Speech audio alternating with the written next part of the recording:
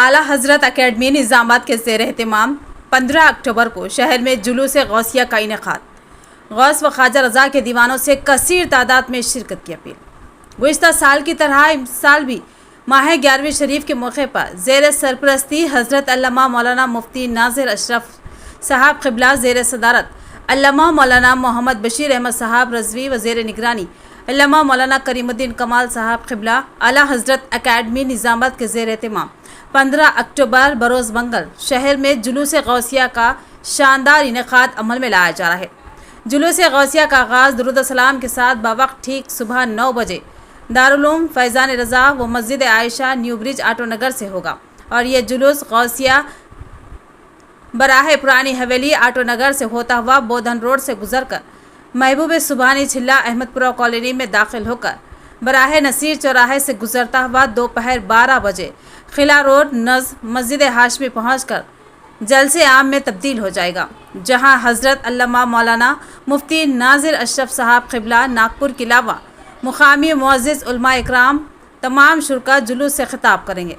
الحاج محمد نظام الدین وزلئی سنی علماء حفاظ کونسل نظام آباد نے تمام غوث و خواجہ رضا کے دیوانوں سے کثیر تعداد میں شرکت کی اپیل کی۔ 11ویں شریف کا مہینہ ہے اور ہندوستان کے مختلف شہروں میں بڑے پیمانے پر 11ویں شریف کا جلوس بھی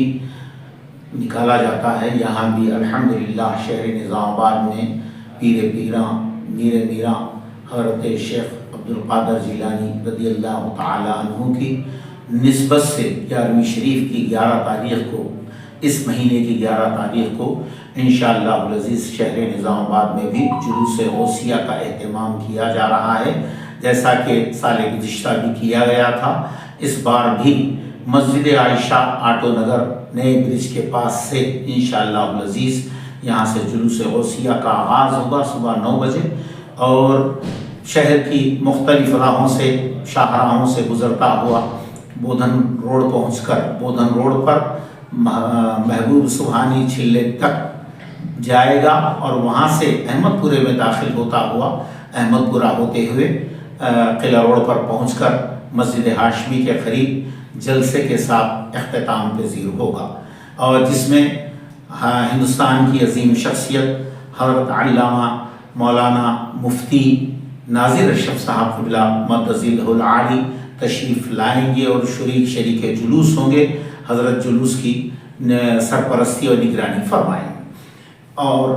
تمام برادران اسلام خصوصاً غوث و خواجہ اور رضا کے